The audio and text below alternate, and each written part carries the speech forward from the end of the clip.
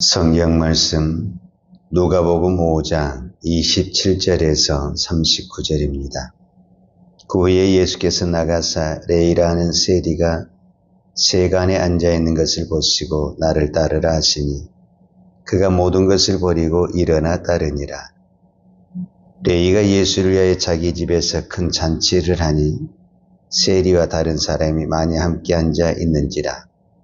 바리새인과 그들의 서기관들이 그 제자들을 비방하여 이르되 너희가 어찌하여 세리와 죄인과 함께 먹고 마시느냐. 예수께서 대답하여 이르시되 건강한 자에게는 의사가 쓸데없고 병든 자에게라야 쓸데있나니 내가 의인을 부르러 온 것이 아니오 죄인을 불러 회개시키러 왔노라. 그들이 예수께 말하되 요한의 제자는 자주 금식하며 기도하고 바리새인 제자들도 또한 그리하되 당신의 제자들은 먹고 마시나이다. 예수께서 그들에게 이르시되 혼인집 손님들이 신랑과 함께 있을 때에 너희가 그 손님으로 금식하게 할 수 있느냐. 그러나 그날에 이르러 그들이 신랑을 빼앗기리니 그날에는 금식할 것이니라. 또 비유하여 이르시되 새 옷에서 한 조각을 찍어 낡은 옷에 붙이는 자가 없나니 만일 그렇게 하면 새 옷을 찢을 뿐요 또 새 옷에서 찢은 조각이 낡은 것에 어울리지 아니하리라. 새 포도주를 낡은 가죽 부대에 넣는 자가 없나니 만일 그렇게 하면 새 포도주가 부대를 터뜨려 포도주가 쏟아지고 부대도 못 쓰게 되리라. 새 포도주는 새 부대에 넣어야 할 것이니라.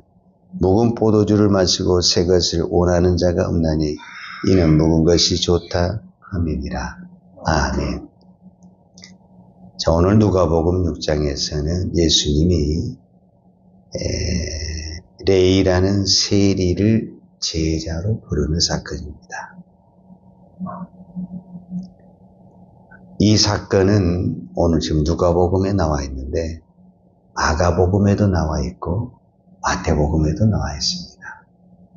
그런데 마가복음과 누가복음에서는 레이라는 세리 이렇게 이름이 기록이 되어 있거든요. 근데 마태는 마태라는 세리 이렇게 되어 있어요. 그리고 마태복음 10장에 보게 되면은 예수님의 12명의 제자가 이름이 나오는데 그 12명의 제자가 그 이름을 볼 때 세리 마태가 12명의 제자 이름에 들어가요. 그래서 이 레이와 마태 한 인물인데 두 이름이 있는 거거든요. 그래서 일반적인 학자들의 견해는 원래 이 레이가 본 이름이에요. 그런데 예수님의 부르심을 받고 온 우리로 말하면 마태라는 이름으로 이름을 변경했다, 개명을 했다. 우리가 이렇게 보는 거죠. 자, 왜 이 말씀이 저와 오늘 여러분에게 중요하냐면 마태는 우리가 사용하고 있는 이 사복음서에 마태복음을 기록한 사람이에요. 그러니까 그는 원래는 세리의 직업을 가지고 있다가 예수님의 부르심을 받아서 제자가 되었고 우리가 신약 성경에 28장까지 기록된 것은 사도행전하고 마태복음밖에 없어요. 그 장중한 책을 기록한 사람이 마태예요. 그리고 마태복음, 마가, 누가, 요한이 우리가 사복음서라고 하는데 이 복음서는 어떤 부분에서 예수님에 대한 기록이잖아요. 예수님에 대한 기록은 어디에서 출발을 해야 되냐면 항상 구약에서 출발을 해야 되거든요. 구약에 이렇게 예언을 했다. 거기서부터 출발하는 거거든요. 그래서 구약의 성경을 가장 많이 이용하고 구약의 예언을 가장 많이 쓴 것이 마태복음이에요. 그렇다고 한다면 이 마태라는 제자는 구약의 성경에 아주 정통한 사람이다. 이렇게 우리가 보고 있는 거예요. 그러면은 오늘 성경에서 27절에 봐보세요. 그 후에 예수께서 나가사 레이라는 세리가 그랬습니다. 레이라는 거예요. 이름이 레이. 자, 레이 하면 우리는 딱 떠오르는 게 뭐예요? 레이 지파잖아요. 이는 레이의 후손이라는 거예요. 그러니까 구약에 대해서 누구보다도 율법에 대해서, 제사에 대해서 너무너무 잘 알고 있는 사람이에요. 저는 오늘 이 시대의 어떤 부분에서는 목회자의 자녀다. 우리가 이렇게 생각할 수도 있죠. 그런데 이 사람이 직업을 무엇으로 가졌냐면은 세리가 되었다라는 거예요. 저는 충분히 이해할 수 있어요. 세리는 돈을 많이 버는 직업입니다. 그런데 좀 안 좋은 직업이죠. 지금 세리하고는 좀 다르죠. 지금은 이제 하나의 어떤 공식화된 거지만, 이제 그때 당시 상황을 좀 우리가 살펴보면은, 세리는 어떤 취급을 받은 거냐면은, 여인에게 있어서 가장 안 좋은 직업이라고 할 수도 있고, 천한 것이라고 하는 게, 그게 장녀예요, 사실은. 남자에게서 가장 천한 것이 뭐냐면, 세리예요. 그러니까, 장녀와 동급이 세리예요, 사실. 그러니까 얼마나 무시하고, 그러니까 돈은 많죠. 그 사람은 돈은 많은데 무시당하고 멸시당하고. 그렇게 이 사람은 가진 게 뭐밖에 없어요? 세상 말로 돈밖에 없어요. 그러니까 저는 이 레이를 보면서 어떤 생각이 드냐면, 자기는 돈을 많이 벌면 행복할 줄 알았어요. 우리 그런 거 있잖아요. 내가 어느 집에 가면은, 내가 어느 집을 이렇게 산다든지, 또 내가 어느 자리에 올라간다든지, 어느 정도 돈을 가지고 있으면은, 이제 걱정 없고, 행복할 줄 알았어요. 근데, 우리도 많은 것은 갖지는 않았지만은, 그 자리에 올라간다 해서 행복합니까? 그건 아니죠. 그러니까 레이는 돈을 벌기 위해서 세리가 된 거예요, 사실은. 세리는 왜 돈을 벌 수밖에 없냐면, 그 시대에 이제 이 유대는 로마의 속국인데, 로마가 세금을 거둘 때 어떻게 걷냐? 예를 들자면 그런 거예요. 자, 여기 우리가 이제 여기 경기도 이렇게 한 지역을 딱 주는 거예요. 그런데 로마가 세금을 걷지를 않아요. 이거를 오늘 우리식으로 말하자면은 경매를 붙인다든지 낙찰을 해요. 그래서 돈 많은 유대인들 중에 돈 많은 사람이 그 세리권을 따게 되는 거예요. 이 경기도가 너무 크면은 이 하남시에 1년 동안 거둘 세금이 예를 들어서 10억이다.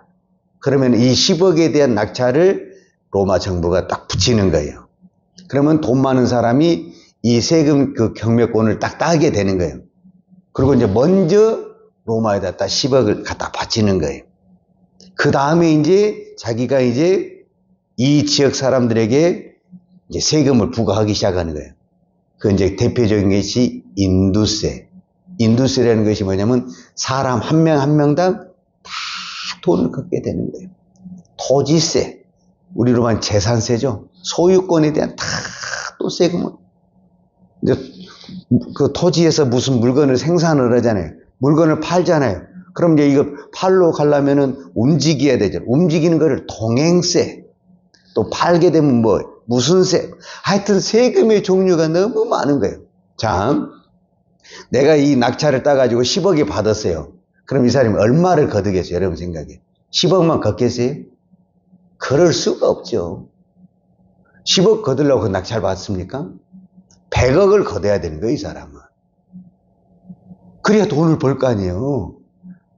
이제 이거를 딴 사람은 세리장이 되는 거예요. 누가복음 19장에 보면 삭개오가 세리장이거든요. 그러니까 삭개오가 세리장이 되고, 오늘 마태 같은 사람은 세리 직원이 되는 거예요. 그래가지고 이제 세리장이 이제 돈을 가지고 딱 따는 거예요. 그리고 이제 세리를 다 모집을 해서 이제 다 부과를 하는 거죠. 그럼 어마어마한 돈을 걷는 거예요. 그러면은 로마 사람들한테는 이 사람들은 인정받고 좋을지 몰라도 유대인에게는 민족의 피를 빨아먹은 사람이잖아요. 그러니 얼마나 비난이 심하겠어요. 그러니까 돈은 있지만 세상 말로 친구가 한 명도 없어. 여러분, 그것처럼 애롭고 고통스러운 것이 없어요. 자, 오늘 성경에 보면 그것이 증명이 돼요. 무엇이 증명이 되냐면 예수님이 이제 세리를 불렀어요. 그러니까 세리는 딱 이 마음이 있었던 것 같아요.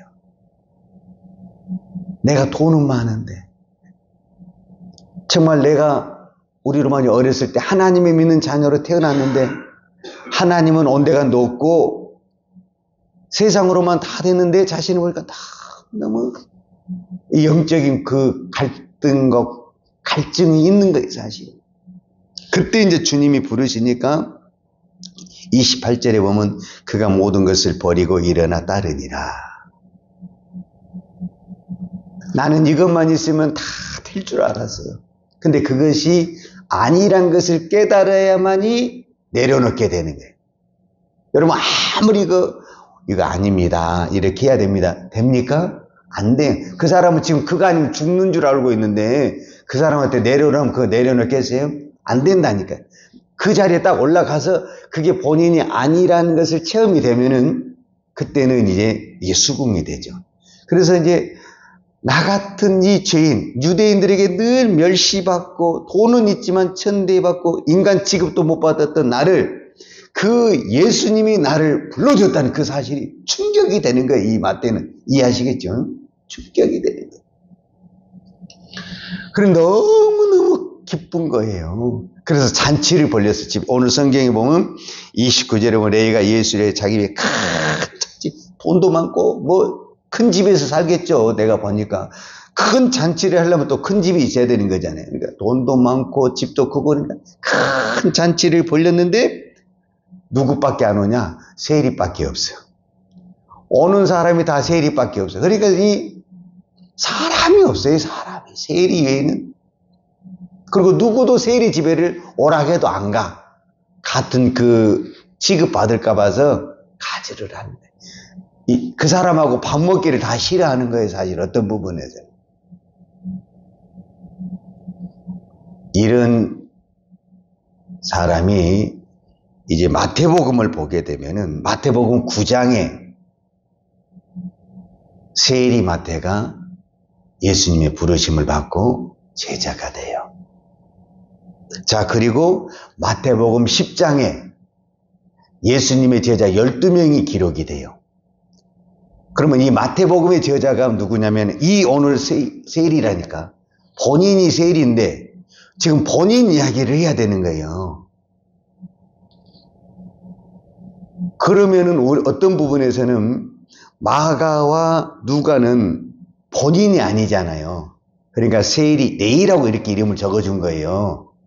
그런데 마태는 자기가 변화된, 예수님을 믿고 변화된 자기 이름으로 세리, 마태라고 기록을 딱 하는 거예요.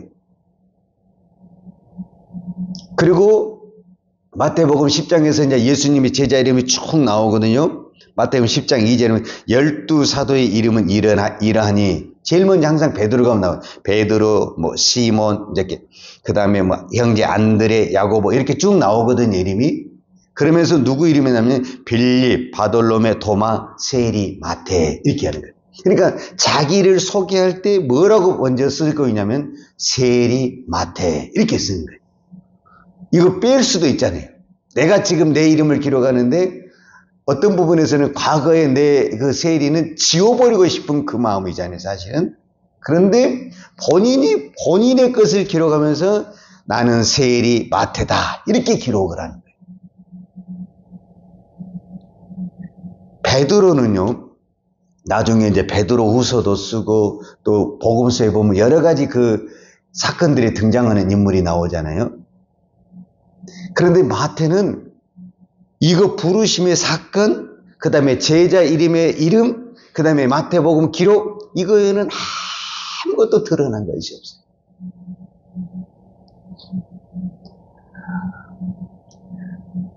저는 오늘 이 말씀을 보면서 바리새인과 서기관들은 이 세리가 예수님의 제자가 되고 따르는 것에 대해서 굉장히 부정적으로 이야기를 했어요. 어떻게 이런 사람이 우리로 말하면 제자가 될 수 있느냐? 어떻게 의인이라고 하는 이 예수가 이 세리들하고 밥을 먹어서 우리도 안 먹는데, 쉽게 말하면 일반 사람들도 그 세리는 부정하다, 더럽다 그래서 같이 밥을 안 먹는데, 너희들의 선생이라고 하는 이 의인이라고 하는 이 예수는 어떻게 그 사람들과 밥을 먹느냐? 그러면서 이제 예수까지 이제 싸몰아쳐서 이제 비난하는 그런 거 있잖아요, 우리. 그래서 우리가 그 소리 듣기 싫어서 그냥 피하는 거 있잖아요, 어떤 부분에서는. 근데 예수님이 그들하고 밥을 먹는 거예요. 그런데 왜 예수님은 그랬냐면은, 이제 예수님이 답을 이렇게 부르는 거예요. 나는 의인을 부르러 온 것이 아니라 죄인을 부르러 왔다. 이렇게 이야기를 해요. 그러니까 이 세리와 바리새인의 차이점이 뭐냐면은, 바리새인은 내가 율법을 지키니까 의인이라니까, 의인. 그러니까 의인이니까 예수님에게 안 돌아오는 거예요. 근데 세리는 자기 자신이 뭘로 인정을 하고 있냐면은 나는 죄인입니다. 이렇게 인정을 하는 거예요. 그러니까 예수님이 나 같은 죄인을 불러주니까 할렐루야가 되게 되는 거고, 바리새인과 세리는 내가 의인인데 왜 따라가냐? 이 시대와 똑같죠. 야, 교회 다니는 것들 나만큼만 착하게 살으라고 그래. 이렇게 하는 사람들이 또 얼마나 많아요. 그러고 보면은 어떤 부분에서는 이 세리와 바리새인과 나눠지는 것처럼 그런 부분이 있잖아요. 제가 오늘 이 본문을 통해서 하고 싶은 얘기는 딱 하나예요. 자, 이 세리가 예수님에게 부르심을 받았어요. 마태가 지금 예수님의 부르심을 받았어요. 그리고 모든 것을 버리고 따랐다고 했을 때, 버렸다라는 것은 어떤 의미를 가지고 있냐면은 그 죄악의 그 소굴에서 떠났다라는 의미를 가지고 있거든요. 그러니까 다시 이제 이 마태는 그 전에 했던 그런 삶을 살지 않았다라는 거예요. 오늘 저와 여러분에게 예수님이 요구하는 것은 그거예요. 우리가 과거에는, 내가 예수님을 몰랐을 때는 돈이 최고고 세상이 최고고 이렇게 살 수 있다 그 말이에요. 그러나 내가 예수님을 만났잖아요. 안 만났으면 모르지만 만났잖아요. 만난 다음에는 이제는 우리가 버릴 건 버리고 떠날 거는 떠나야 되지 않겠어요? 근데 지금 이 시대 저나 여러분이나 누가 봐도 우리는 마태보다 더 좋은 위치에서 출발을 한 거예요. 그러잖아요. 그런데 출발을 우리가 훨씬 더 좋은 자리에서 출발했는데 예수님 앞에 가까이 가기는 마태가 훨씬 더 가까이 가고 우리는 아직도 정산을 못한 것이 너무 많다라는 거예요. 그것이 마태와 우리의 차이점이 다른 거죠, 사실은. 저는 오늘 이 말씀을 묵상하면서 예수님에게는 우리가 잘 아는 대로 수많은 군중이 따라다녔어요. 그런데 예수님은 그 군중을 선택하지 않냐고 단 12명을 제자를 선택했어요. 우리는 군중이 되어가지고는 십자가를 못 집니다. 군중은 십자가 앞에서 다 도망을 갑니다. 결국 부족한 것 같고 넘어진 것 같아도 누가 십자가를 지냐면은 제자가 십자가를 집니다. 그래서 우리는 제자가 돼야 됩니다. 여러분, 무리가 되고 군중이 되는 것은 한때는 좋아요. 좋을 때는 너무너무 좋은 거예요. 그러나 환난 앞에서 십자가 앞에서는 다 넘어지는 거예요. 주님은 그 사람을 원하는 것이 아니라 그 사람이 어떤 과거가 있든 어떤 부족함이 있든 제자가 되기를 원하는 거예요. 제자는 누구냐? 십자가를 질 수 있는 사람입니다. 이 시대에 교회가 이렇게 많죠. 교인도 많죠. 과연 제자가 몇 명이나 될 것 같습니까? 주님은 이 시대에 제자를 찾고 계십니다. 제자를. 나는 여러분이 십자가를 지는 제자가 되기를 축복합니다. 기도하겠습니다. 하나님 아버지, 삭개오를 부르시고 마태를 부르시고 세리를 부르셔서 제자로 삼으신 주님. 오늘 우리도 참으로 연약하고 죄인인데 제자로 자녀로 불러주신 것을 감사합니다. 하나님, 이제 우리가 더 이상 무리 속에 군중 속에 갇혀 있지 않고 제자로 나아가는 하나님의 종이 되기를 원합니다. 오늘 우리에게 이 믿음을 주시옵소서. 하나님, 제자가 아니고는 십자가를 질 수가 없고 주님을 따라갈 수가 없습니다. 주님을 따라가는 길은 물론 은혜의 시간도 있고 축복의 시간도 있지만은 광야의 시간도 있고 고난의 시간도 있고 십자가를 져야 할 시간이 있습니다. 그러나 그것이 우리에게는 하나님의 은혜가 되고 축복인 줄 믿습니다. 오늘 우리에게 이 믿음을 주시옵소서. 예수님의 이름으로 기도하였습니다. 아멘. 요한은 내게 복을 주시고 너를 지키시기로 원하며 요한은 걸굴로 내게 비추사 은혜 베푸시기로 원하며 요한은 걸굴을 내 길을 향하여 드사 평강 주시기를 원하노라. 이제는 나 같은 죄인을 위하여 십자가에 돌아가신 우리 주 예수 그리스도의 은혜와 아버지 하나님의 그 크신 사랑과 성령님의 풍성한 은혜가 오늘도 나의 모든 것을 내려놓고 주만 바라보며 십자가의 길을 달려가기를 원하는 사랑하는 주의 종들 머리머리 이해와 이 나라의 민족과 한국교회 위에 온 열방에 이 생명의 복음을 증거하는 선교사님들 이해와 사랑하는 주의 자녀들 머리에 이제부터 영원토록 함께 있을지어다. 아멘.